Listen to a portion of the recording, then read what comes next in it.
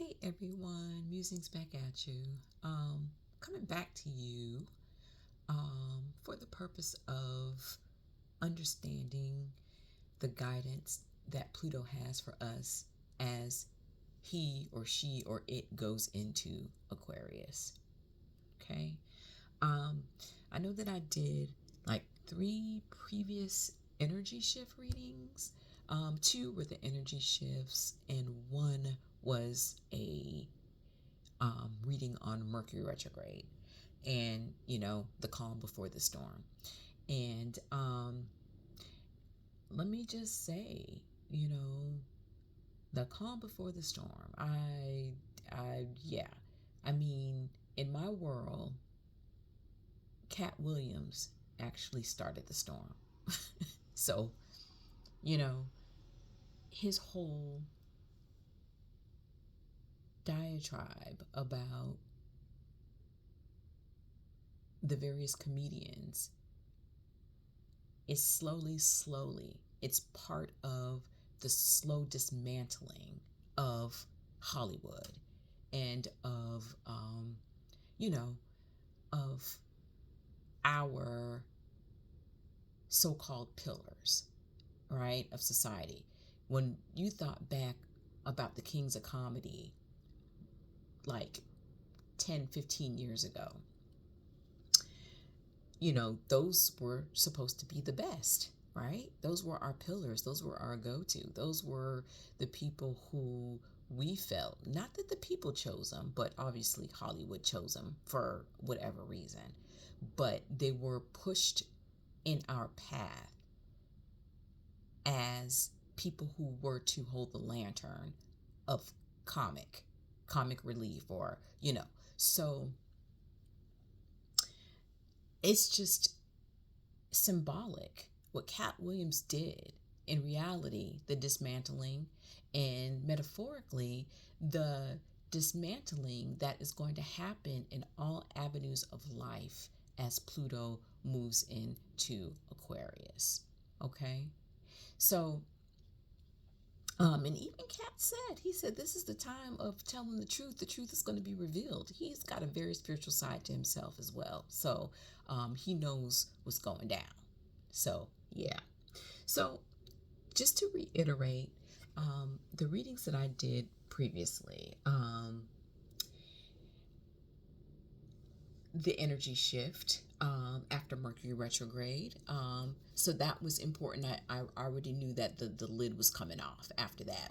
I had that last card that I got was the Temperance card. And, with that Temperance card, it was almost like it was a woman that was in a kind of like a yoga pose, like a Indian. She was sitting Indian style, looking like she was in meditation. And I was like, oh shucks, it is about to go down after this Mercury retrograde. Now, the Mercury retrograde actually ended January 1st, right? And then I think Cat Williams came out around that time. But we're still in the shadow period. I do believe in those shadow periods, trust and believe, because I'm thinking that Mercury retrograde ended at a certain point, but at one point, I think this was maybe about, this was was it the last Mercury retrograde? Yeah, it was the last Mercury retrograde. I was like, okay, retrograde is open such and such a date. Let me go ahead and start and doing all this stuff. But it was so slow. It felt like it was so slow, and it was so much of that energy was still going on even after, like a couple 3 weeks after, and I really didn't get a full speed in my life up until about a good 3 weeks after, where I felt like I finally felt normal and things were actually coming into, you know, coming into place as far as me getting things done and all of my action items and, my life, duties and things like that. But so yeah, so I think with my past uh readings on the energy shifts, I talked a lot about relationships, right? Um, Healing your relationships. So that's important, right? Um, so with that, as far as healing your relationships, I just found out that there's going to be a bunch of solar and lunar eclipses on the Aries Libra axis. So maybe Spirit was saying healing your relationships so that it can be strong during that time of the lunar and solar eclipses in Aries and Libra, so that it because I think it's going to be tested, right? So your relationships are going to be tested, it sounds like to me. um so I do think that maybe some people get married, some people get a divorce, but on that note, it was about taking stock in your relationships during that energy shift reading, loving on each other, and healing, right? So I think 2024 is going to be that test. So I think that that's why the Spirit was like, okay, you just need to make sure your relationships are in order, because if they're not, look out, right? So I think that 2024 is going to bring a lot of focus on the relationship aspect of our lives, right? Um, so another thing too, I got was during the energy shift readings was finding your passion, right? So it's about being authentic, finding your passion, and you know, getting rid of things that no longer serve you, right? So um, with Pluto and Aquarius, I think that it's important to find your freedom. And with freedom comes with your passion. What are you passionate about? What do you want to be free to do, right? If you had freedom, what would you be doing? So I think, in like becoming your own individual self, you know what I'm saying? And understanding who you are as a person, not within a relationship, right? Not to say that relationships aren't important and it's always good to nurture them, but it's about understanding who you are and what individuality that you bring to the table. Because I think that as far as um, Pluto is concerned, I think that we're going to I'm not going to say that, but it's about individuality. It's about not having that codependence, right? So I think you have to start looking at yourself as an individual and what you can contribute to your relationships on an individual level and in on the society level as well. So um and then another uh thing that I took away from my reading was the call to action through your passion, right? Whatever you love to do, be rebellious with it for the good of all, So, it's about bringing that balance between relationships and about your individuality, right? I know that Leo is opposite Aquarius, so with Leo, it's about that. It So these are two fixed signs, right? One is about humanity, the other one is about look at me, okay? But this is different. This is Aquarius is about the individuality and what it can give to society, whereas Leo is about me, me. Look at me, right? Um, So it's about what I can give you. Now, I love Leos, you know what I'm saying? But, again, there is a good and bad with every sign. So with Aquarius, it's about what you can give to others and what about you can make life a better place for other people and for yourself as well. So, um, and through your passion, like what is your passion? How does your passion manifest the gifts that you can give to society, or your gifts, right? So, also with this energy shift readings, it's a calling about bravery, right? So, it's important to be brave as we're shifting. And I'll get into that a little bit later on with the first card that I pulled in Pluto's guidance for us through our ride. through Aquarius. Um, and I think the last thing, what I wanted to talk about was it's going to take a lot. And I might as well just go ahead and go into the first card. So, the guidance that Pluto has for us is number one, it's the strength card, right? So, with the strength card, you have, I'm looking here, and this card says a lot, really. Um, it's about the collapsing of major foundational structures and societal pillars, to include leaders, famous people, um, and institutions, major institutions as well, right? So, a couple of readings ago, I was using my Buffy the Vampire Slayer deck, and what seems to have been happening with that is I did get a King of Pentacles, right? And with the King of Pentacles, I don't know what that is. What is that? Huh. It's some kind of a shadow or something. I see it, but I don't know. I can't make it out. I don't know. Okay, if I pull it over this way, yeah. Hopefully you all will see it there.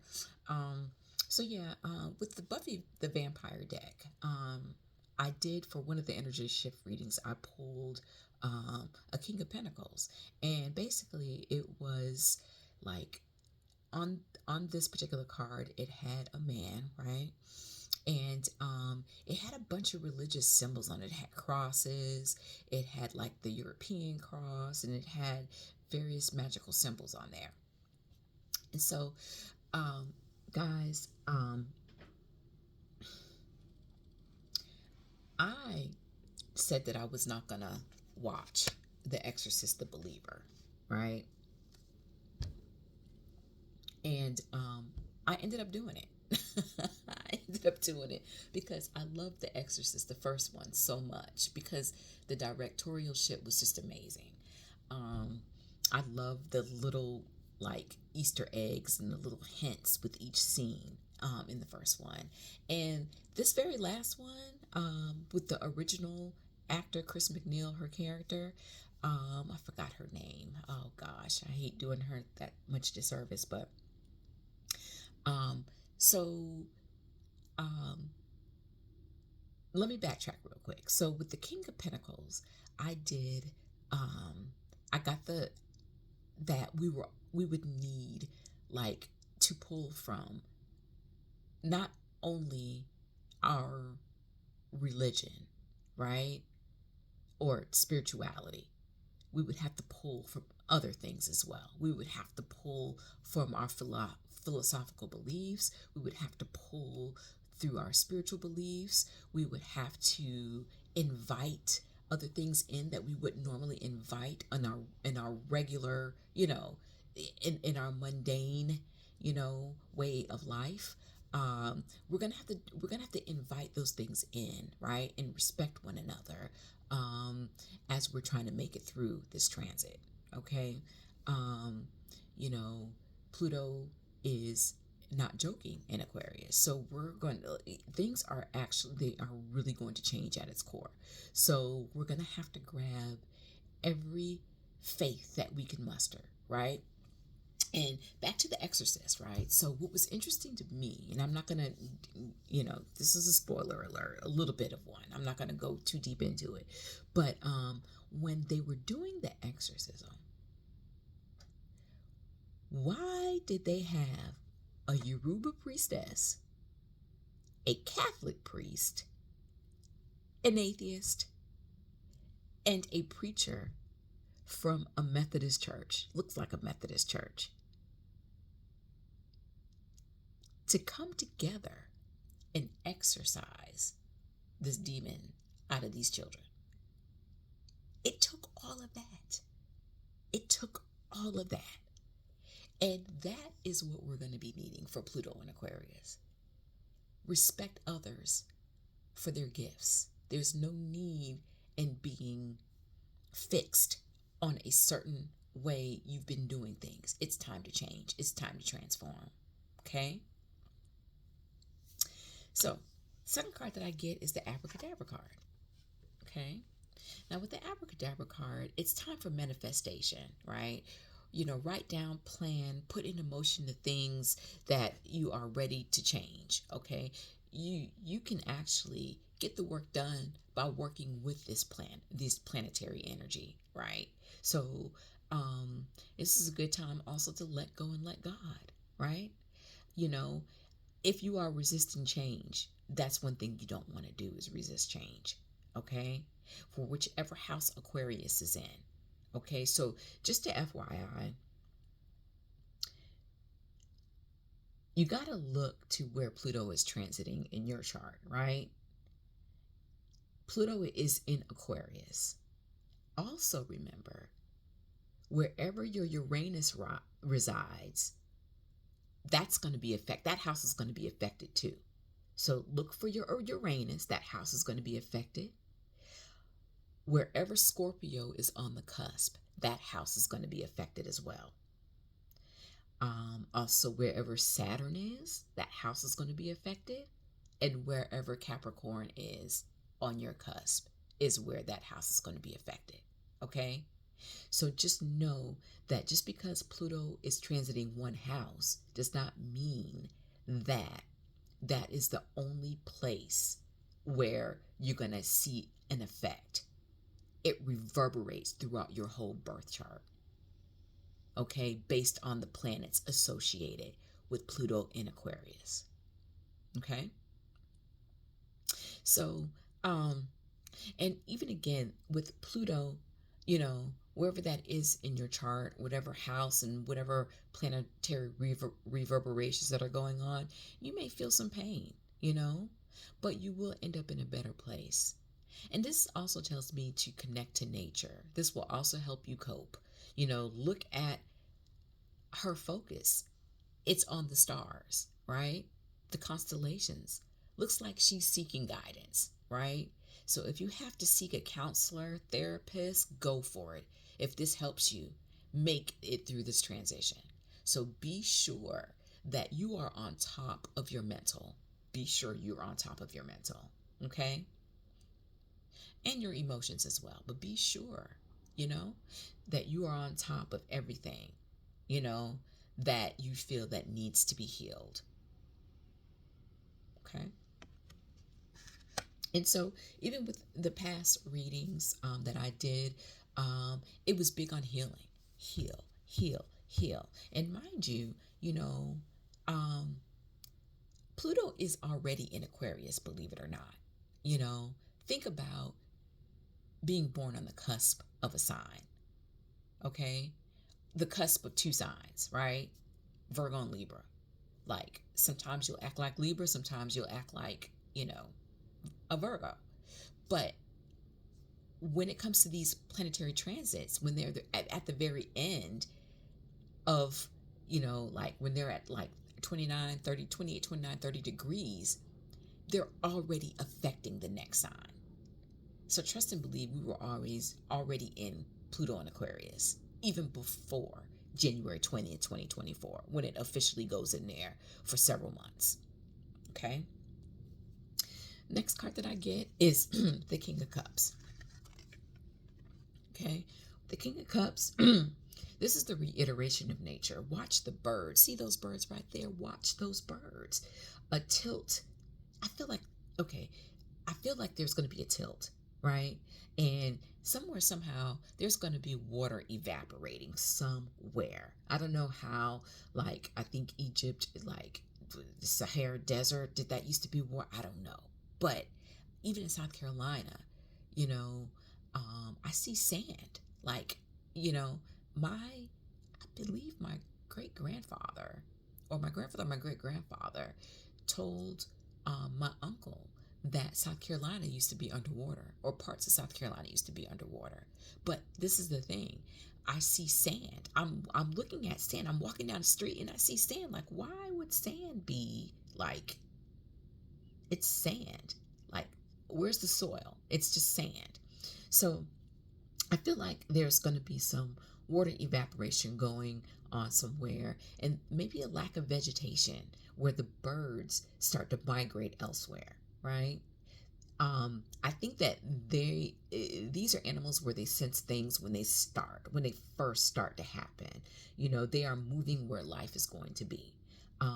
Something about magnetism, a shift, uh and if you notice that he's holding the boat, like the boat can no longer, like, why is he holding the boat? Why is the boat in the water? You know what I'm saying? So this is telling me that there's something that's happening, and it's like an evaporation, like, I don't know, maybe we'll hear something about it this year, I don't know, but it seems like the water levels are going like really, really, really low. And and you can account for some kind of a lack of vegetation, where animals are roaming and moving elsewhere, where they know where things are fine. So, or they have maybe the sixth sense that they know that it's time for a shift, and they know that we need to be elsewhere, in order, for things to start improving. So that's what I get with that. The next card that I get is the Two of Wands. I get the Two of Wands, right? um uh, with this card, I strongly feel like there is something with the moon, something going on with the moon and its impact on the earth changes. I feel like, with her shoes on, they're doing a dance. It's something about the earth and the moon and the relationship they're in. And maybe it could be a full moon. I think sometimes, I think that I feel like we are, like, we have the moon's phases, right? You know how, like, you have the Aquarian age, the Piscean age, the Taurian age. Um, is it like a quarter moon age or a full moon age or something like that? I feel like it's a constant full moon, is what I feel like, right?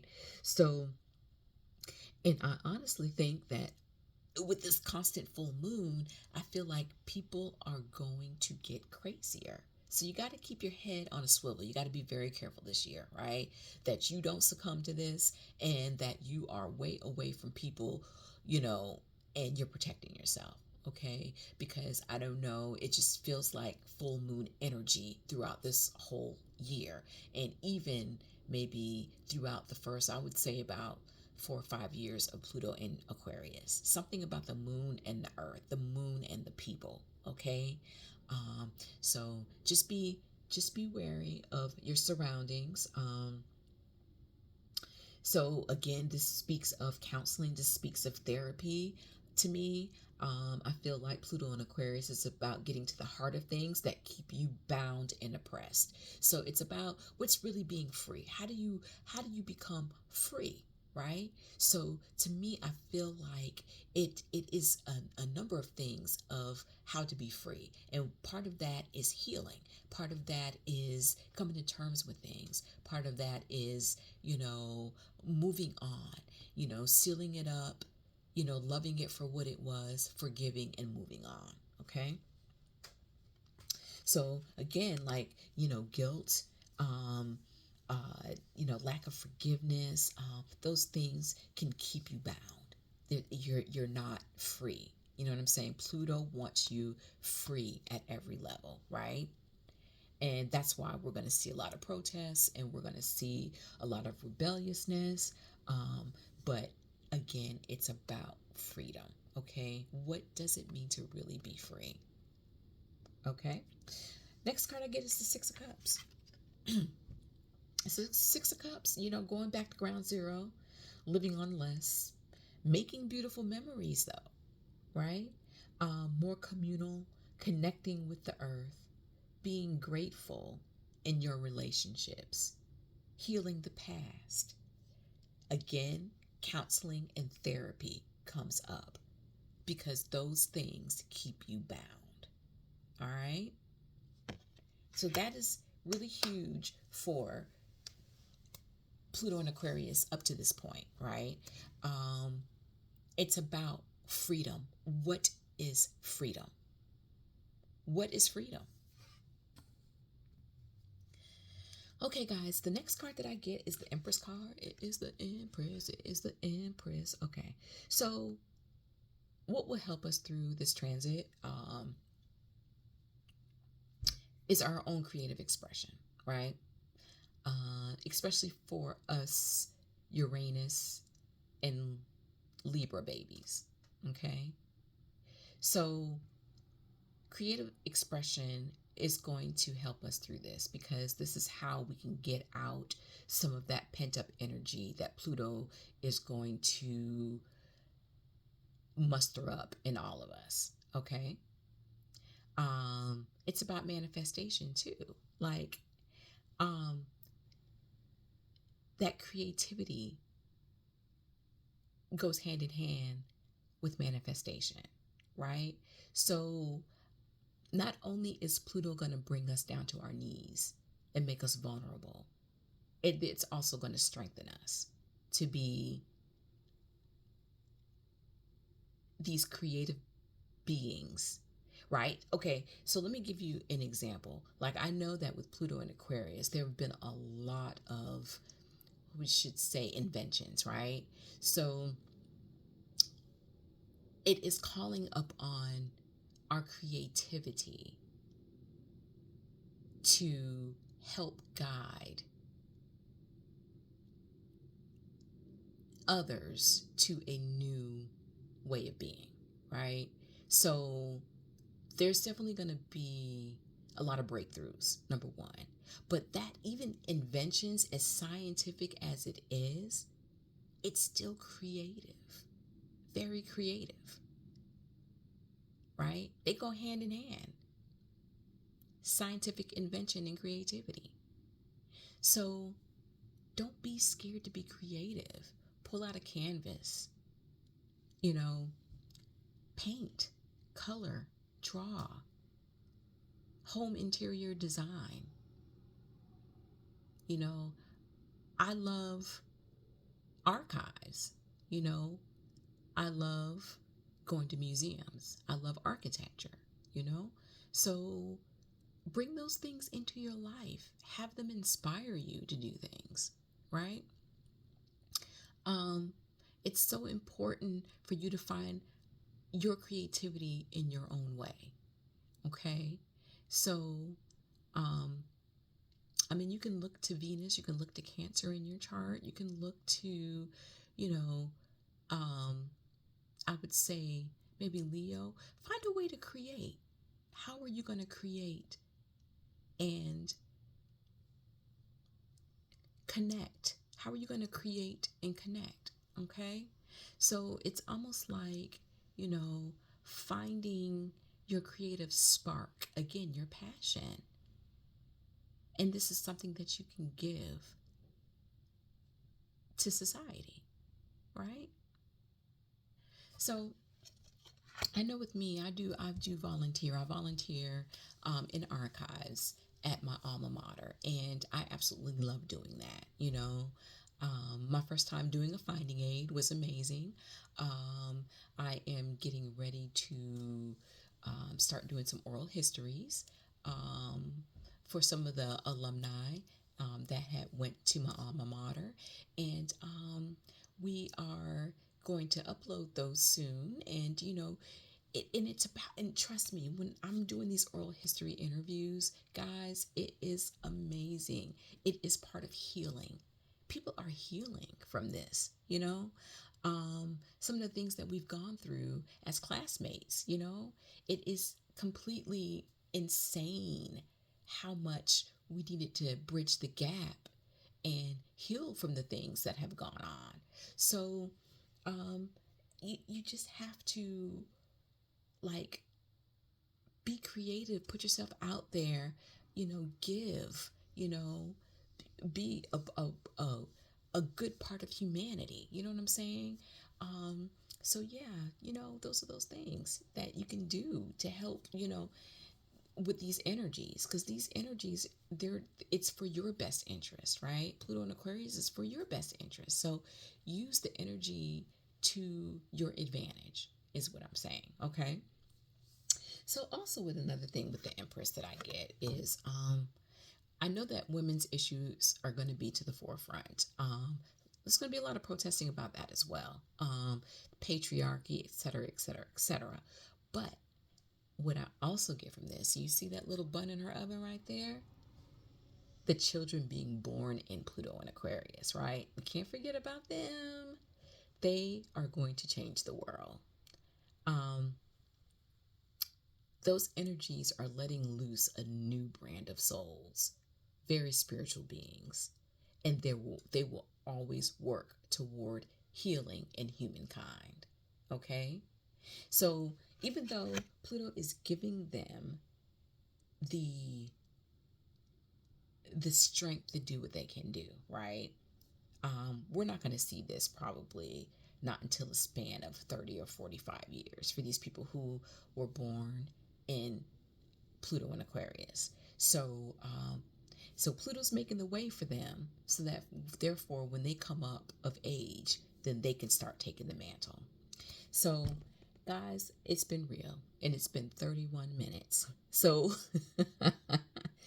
I just wanted to come on a little bit just to let you all know what to be expecting and what are our guiding points for Pluto and Aquarius. That's going to happen January 20th of this year. So, with that being said, guys, I want you guys to have a wonderful new year and musings out. Thank you.